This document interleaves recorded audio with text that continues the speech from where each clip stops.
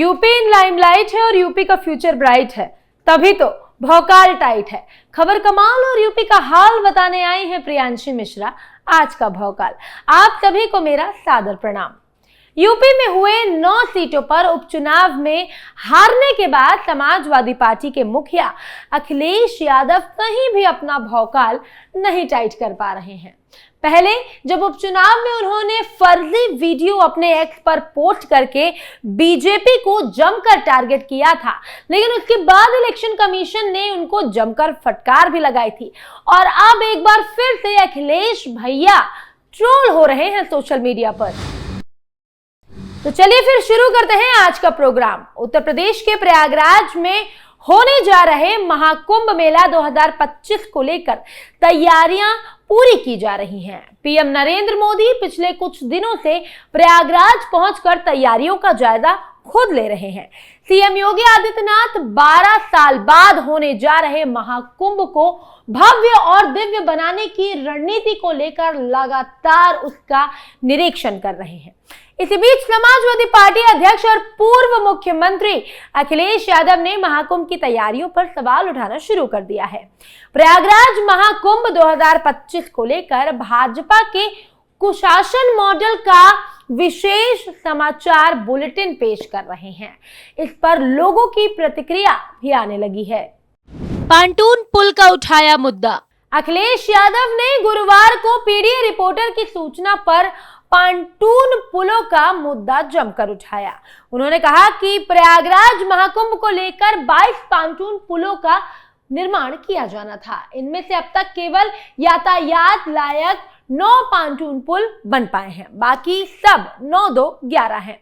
Video को share करते हुए उन्होंने सवाल किया कि मतलब साल भर की कवायद के बाद 22 में से केवल 9 पांटून ब्रिज यातायात के काबिल बनाए जा पाए। अखिलेश यादव ने कहा कि इसका मतलब यह हुआ कि लगभग 40% ही काम हो पाया है। अब जब महाआयोजन के लिए सिर्फ 20 दिन बचे हैं तो बाकी बचे पुल कैसे बनाए जाएंगे? भीड़ का नियंत्रण और आना जाना कैसे संभव होगा? भाजपा सरकार इसे थोड़ी गंभीरता से ले। बिजली पोल का उठाया था मामला। अखिलेश यादव ने एक दिन पहले अपने पीडीए रिपोर्टर की रिपोर्ट पर बिना तार के खंभों का मामला उठाया। इसको लेकर उनको जमकर ट्रोलिंग का सामना करना पड़ा।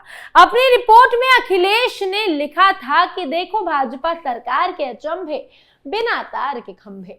समाजवादियों ने तो पहले ही गाने में कहा था कि बिन बिजली के खड़ा है खंभा। भाजपा राज में ये कोई गाना अफसाना नहीं बल्कि 100% सत्य है। अखिलेश यादव ने जैसे इस खबर के साथ वीडियो पोस्ट किया तो बवाल मच गया। सोशल मीडिया पर यूजर्स ने असली तस्वीरें दिखाई। दरअसल मेला क्षेत्र का ये वीडियो पुराना था। लोगों ने वहां तार लगा है और बिजली सप्लाई होना शुरू हो गया है, इसका वीडियो भी पोस्ट करना शुरू कर दिया। सब ने मिलकर अखिलेश का भौकाल टाइट कर दिया। अखिलेश यादव इस पोस्ट पर ट्रोल होने लगे तो पोस्ट के जरिए सफाई दी। उन्होंने लिखा कि वैसे खंभों पर तार बिछाया नहीं, लगाया जाता है, वो भी समय रहते, जिससे सभी सिक्योरिटी चेकअप के लिए आपके पास इनफ टाइम हो। अच्छा हुआ कि शासन प्रशासन के संज्ञान में ये मुद्दा आया, यही हमारा उद्देश्य था, हमारा उद्देश्य पूर्ण हुआ। आशा है कि अब कछुए की चाल की जगह मेले की तैयारी और तेजी से की जाएगी। हम सकारात्मक विपक्ष की भूमिका निभाएंगे। उन्होंने कहा कि मेले के आयोजन की कमियों की ओर निरंतर आपका ध्यान खींचते रहेंगे। पुल मसले पर भी शुरू हुआ विवाद। पुल मामले पर भी विवाद शुरू हो गया है। एक यूजर ने उनके एक्स पर पोस्ट किया कि आपकी तरफ से तो झूठे इल्जाम लगाया जा रहा है। प्रयागराज में 22 नहीं 30 पांटून पुल बनने हैं। यूजर ने लिखा कि समाजवादी पार्टी की सरकार में प्रयागराज में लगे कुंभ मेले में मची भगदड़ में 36 लोगों की मौत हो गई थी। उस समय आप कुंभकर्ण की नींद सो रहे थे। सपा के काले कारनामों और जंगल राज को जनता नहीं भूली है। दरअसल यूपी सरकार ने 30 पांटून पुलों को तैयार करने की घोषणा की है। योगी सरकार का दावा है कि महाकुंभ 2025 को दिव्य और भव्य बनाया जाएगा। महाकुंभ शुरू होने से पहले ही सारे अधूरे काम पूरे कराए जाने का वादा किया जा रहा है। वहीं दूसरी तरफ लोकसभा इलेक्शन 2024 में इंडिया अलायंस के परचम के नीचे 7 चुनाव लड़े भारतीय राष्ट्रीय कांग्रेस और समाजवादी पार्टी की राहें दिल्ली विधानसभा चुनाव में अलग हो सकती हैं। समाजवादी पार्टी के राष्ट्रीय अध्यक्ष अखिलेश यादव ने बीते दिनों आम आदमी पार्टी के राष्ट्रीय संयोजक अरविंद केजरीवाल के साथ मंच शेयर किया था। उसके बाद से ही कई तरीके के सवाल खड़े हो रहे हैं, कई तरीके की अटकलें लगाई जा रही हैं। अब सपा प्रवक्ता फखरुल हसन चांद ने पूरी चीज को साफ कर दिया है।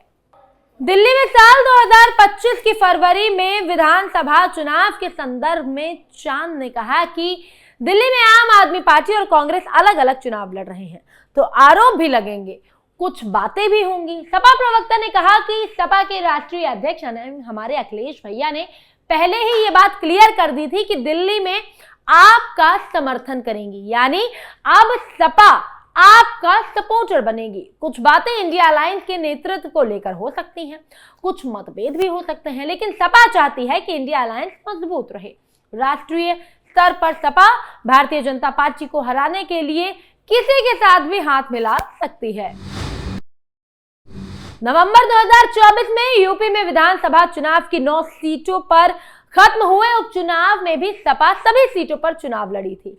इतना ही नहीं, कांग्रेस ने होने वाले मिल्कीपुर उपचुनाव में भी मैदान में उतरने से मना कर दिया था। हालांकि यूपी कांग्रेस पार्टी इकाई के मुखिया अजय राय ने और प्रभारी अविनाश पांडे लगातार ये बात दोहरा रहे हैं कि 2027 का विधानसभा चुनाव सपा के साथ लड़ेंगे। 150 सीटों पर कांग्रेस के प्रभारी। सपा की तरफ से यूपी में कांग्रेस के साथ रिश्ता तोड़ने को लेकर वैसे तो कोई ऑफिशियल स्टेटमेंट नहीं दिया गया है। हालांकि हरियाणा महाराष्ट्र विधानसभा चुनाव में कांग्रेस की हार के बाद सपा एक वर्ग की ओर से आवाज जरूर उठा रही है कि साल 2027 में यूपी विधानसभा चुनाव में कांग्रेस की मांग के अनुसार सीटें उन्हें नहीं दी जाएंगी। उधर कांग्रेस की प्लानिंग है कि वो राज्य इकाई की नई कमेटियों और समितियों को दोबारा से बनाने के बाद कम से कम 150 सीटों पर अपने प्रतिनिधियों को नियुक्त करेगी। ये भी दावा है कि इन्हीं प्रभारियों को प्रत्याशी भी बनाया जाएगा। अब ये देखना बहुत दिलचस्प होगा कि यूपी विधानसभा चुनाव में सपा और कांग्रेस का सियासी रिश्ता कौन सी करवट लेता है। कुल मिलाकर अखिलेश यादव तो भैया हर तरफ से फंसते हुए नजर आ रहे हैं। फिर चाहे प्रदेश में उनकी छवि की बात हो या फिर राहुल से उनके रिश्ते की बात हो, सब कुछ खराब और बर्बाद हो चुका है। उपचुनाव में मिली हार के बाद भले ही अखिलेश 2027 के चुनाव की तैयारियों में जुट गए हैं, लेकिन जनता अब योगी आदित्यनाथ के साथ है और जैसे योगी बाबा का बुलडोजर हर उस अपराधी पर जलता है जिसने कानून व्यवस्था की धज्जियां उड़ाई। क्योंकि भैया ये योगी राज है, यहाँ सबका इलाज है। योगी बाबा ने यूपी का भार जब से संभाला है तब से एक हिट लिस्ट तैयार की है और सबको रडार पर लेके रखा है और उनको ठिकाने भी लगाया है। सपा की सरकार और यूपी की सरकार में अंतर साफ दिखाई देता है। चलिए फिर फिलहाल आज के प्रोग्राम को यहीं खत्म करते हैं। कल फिर से हाजिर होंगे एक नए भौकाली मुद्दे के साथ। तब तक के लिए स्वस्थ रहिए, मस्त रहिए और आप सभी को मेरा नमस्कार।